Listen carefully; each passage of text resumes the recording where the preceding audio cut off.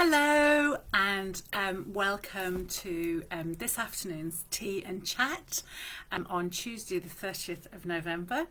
My name's Steph. I normally work here at Melksham Library, so I'm at Melksham Library today, and I've chosen a number of poems to share with you this afternoon on the subject of winter. So it's the last day of November today, first day of December tomorrow. I'm not particularly going to do any Christmassy ones today. But we're going to be just focusing on, as I say, wintry poems.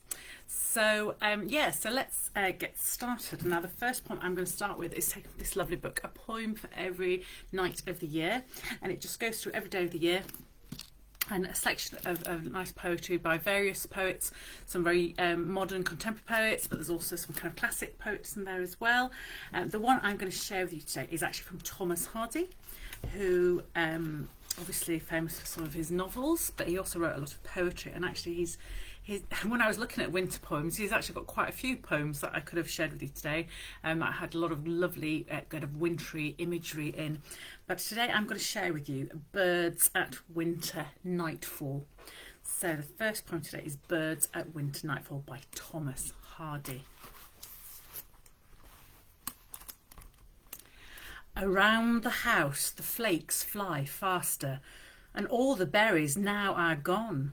From holly and cotoneaster, around the house the flakes fly faster.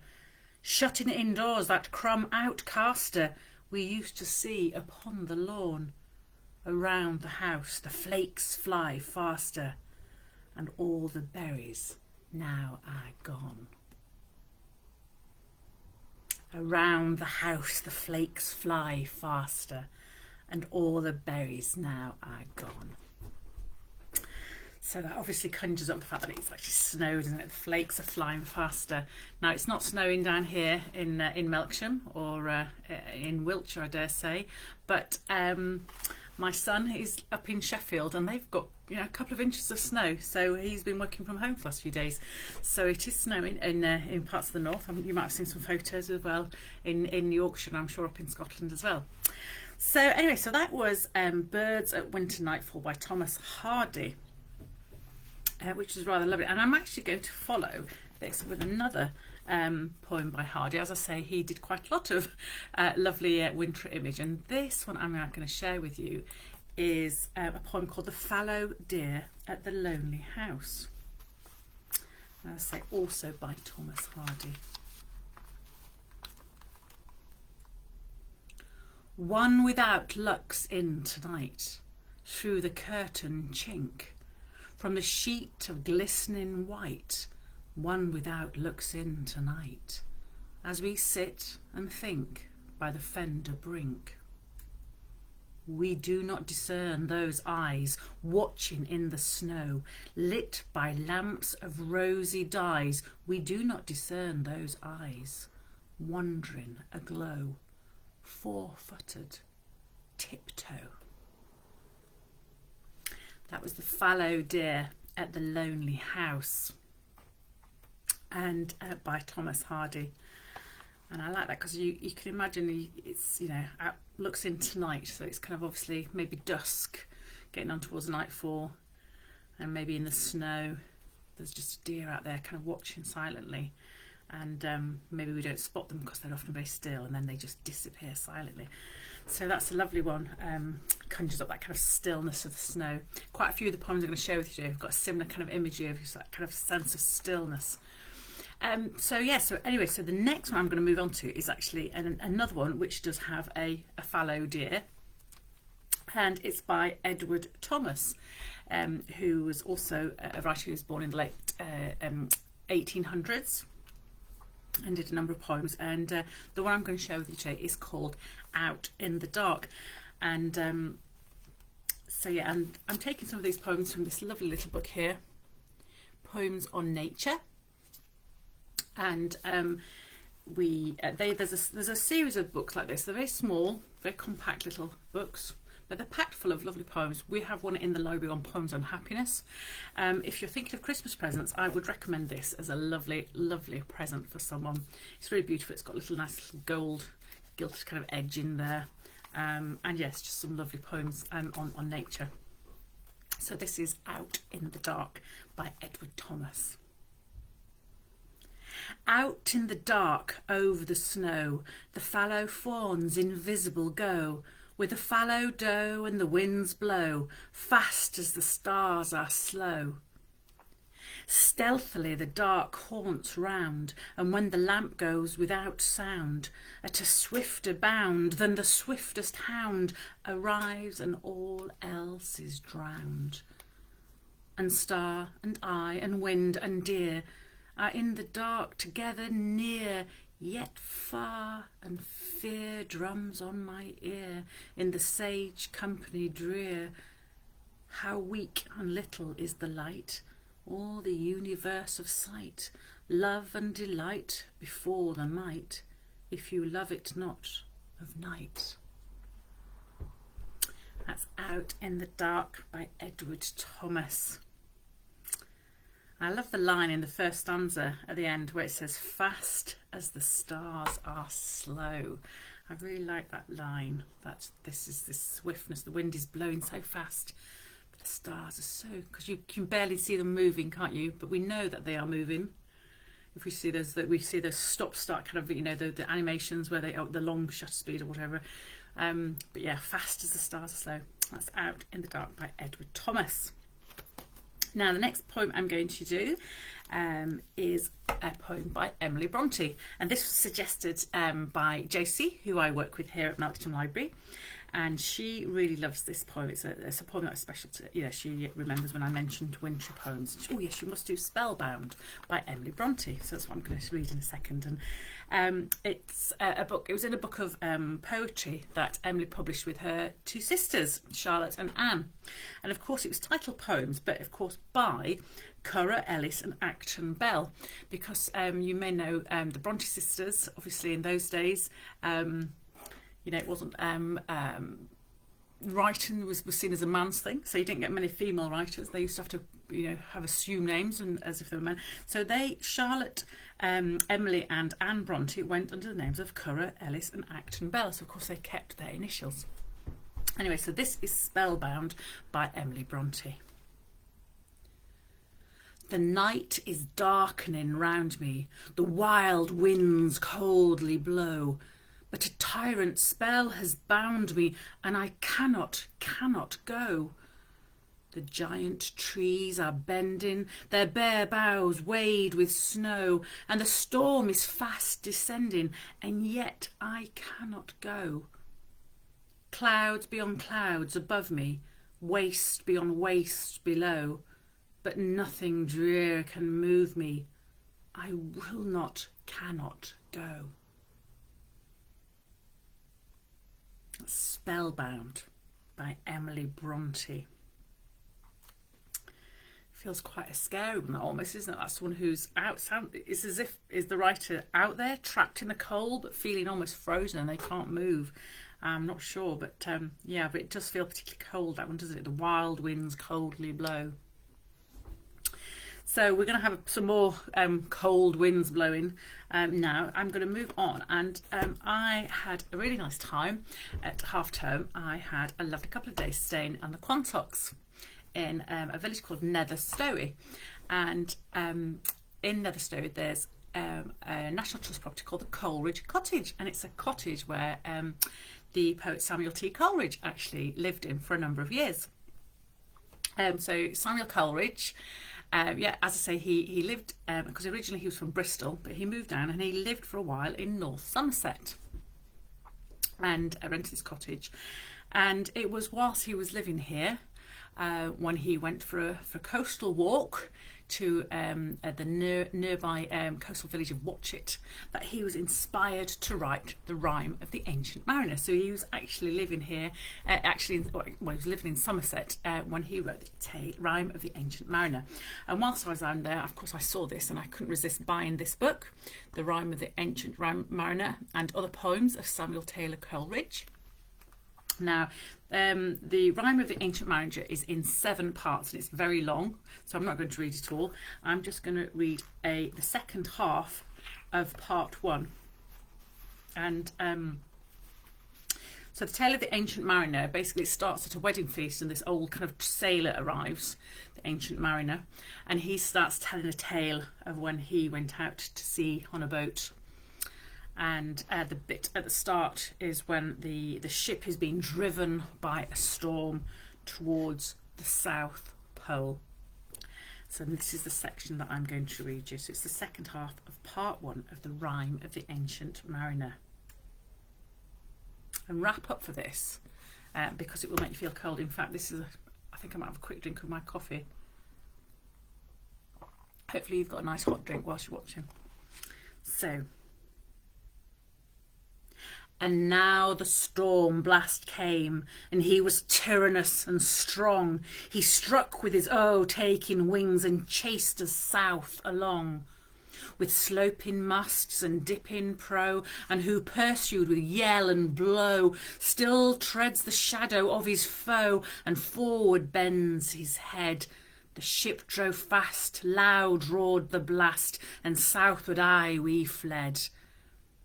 And now there came both mist and snow, and it grew wondrous cold, and ice mast high came floating by, as green as emerald, and through the drifts the snowy cliffs did send a dismal sheen, nor shapes of men nor beasts we ken, the ice was all between.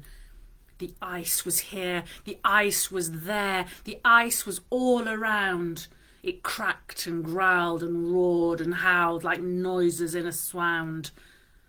At length did cross an albatross.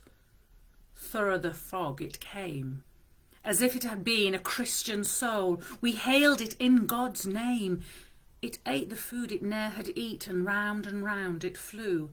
The ice did split with a thunder fit, the helmsman steered us through. And a good south wind sprung up behind, the albatross did follow, and every day for food or play came to the mariner's hollow. In mist or cloud, on mast or shroud, it perched for vespers 9, whiles on the night through fog smote white glimmered the white moon shine. God save thee, ancient mariner, from the fiends that plague thus. Why look'st thou so? With my crossbow I shot the albatross. And that's the second part of part 1 of the tale of the ancient mariner. So they'd been caught in this storm taking them south towards the South Pole, and then albatross appears, and he seems to be like this sign of good omen and following the ship as it returned northward.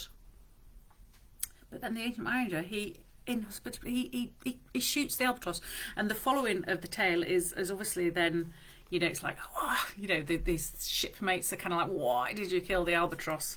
And you've cursed us, and goodness knows what's going to happen. So you do check out the ancient mariner, because it's an epic tale of the Rime of the Ancient Mariner. So that's Samuel T Coleridge, as I say. So he lived for a while in Coleridge Cottage in Nether Stowey, which is in the Quantocks on Somerset. And in Coleridge Cottage, which is, I say, it's National Trust, it's really interesting. So if you're ever in that area, I would recommend going and having a look around at the cottage where he used to live. He wrote a number of his poems there.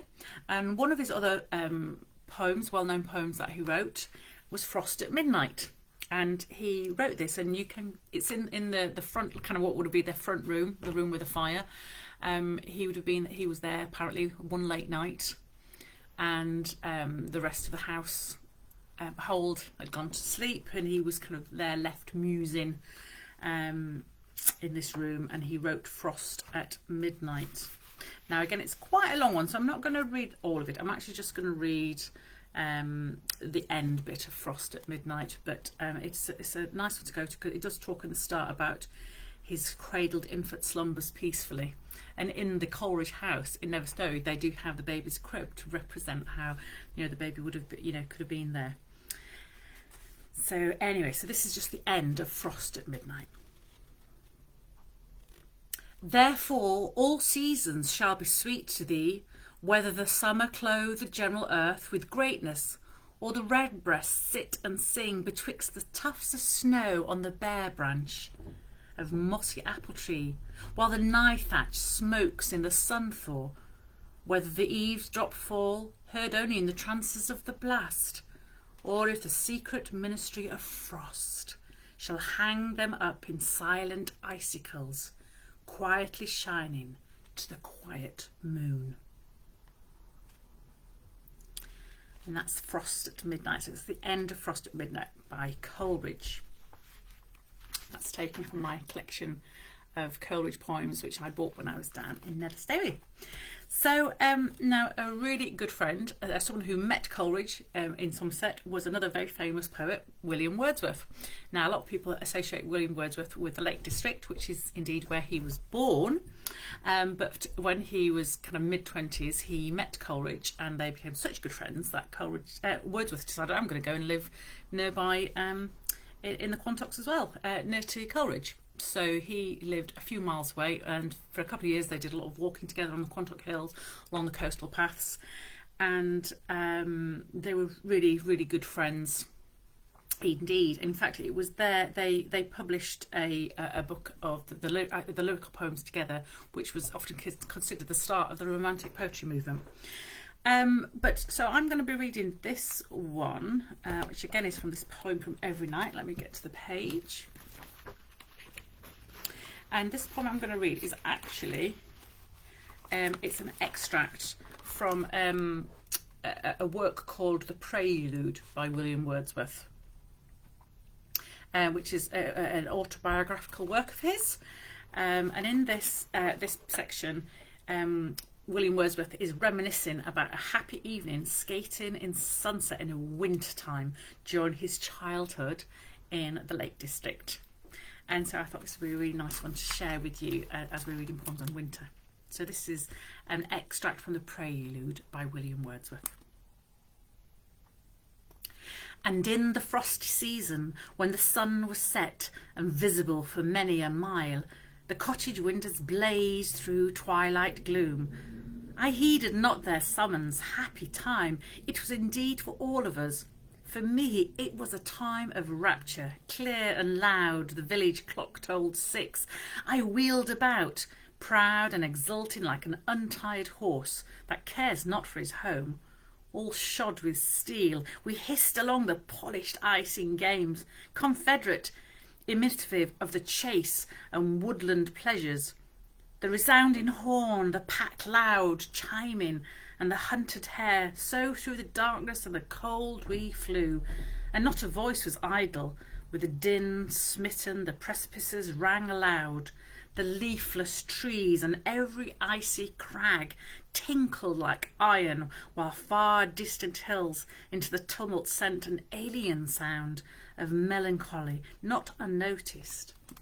While the stars eastward were sparkling clear, and in the west the orange sky of evening died away. Not seldom from the uproar I retired into a silent bay, or sportively glanced sideway, leaving the tumultuous throng to cut across the reflex of a star that fled, and flying still before me gleamed upon the glassy plain.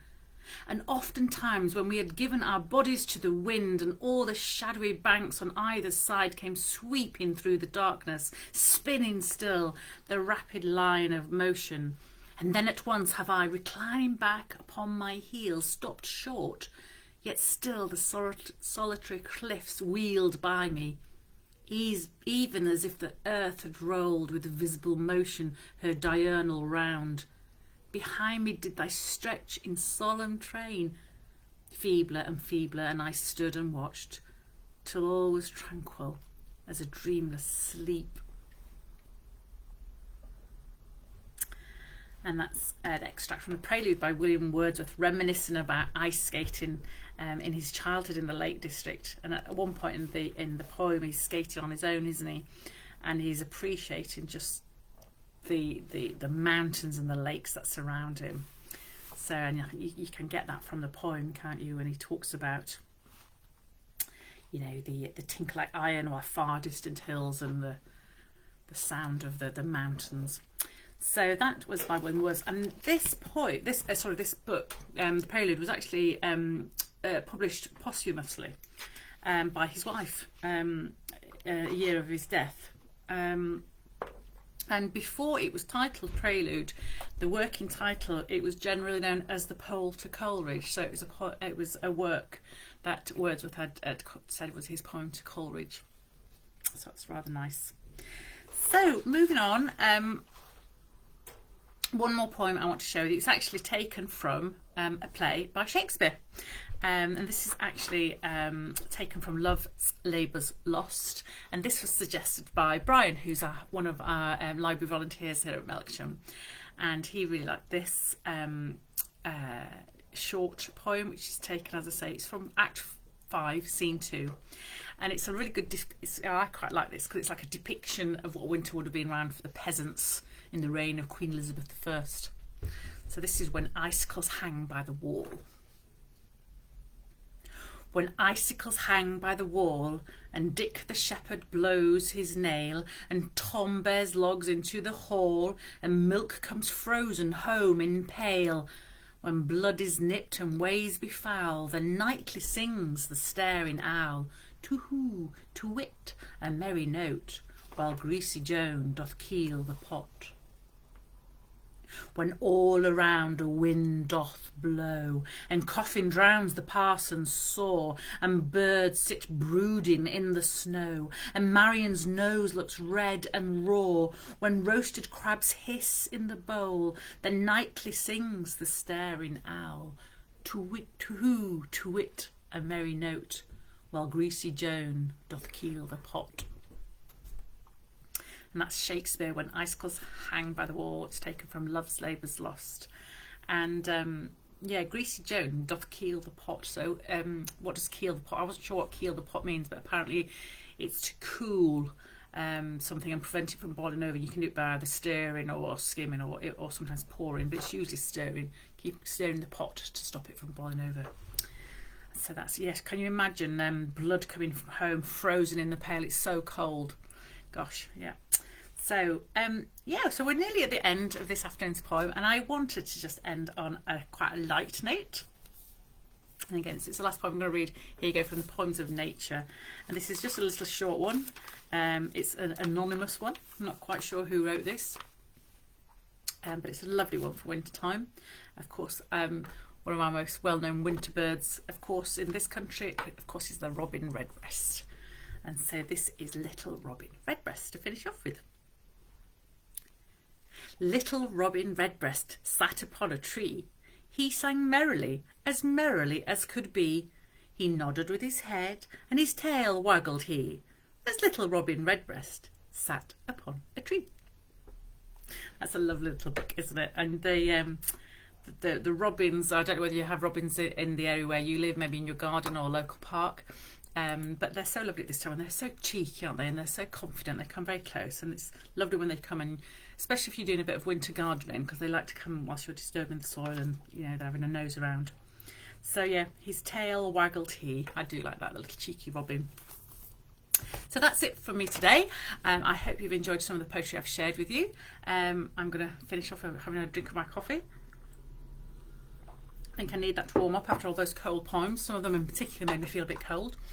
And yeah, we'll be joining you again in a couple of weeks, so do look out for posts on Facebook.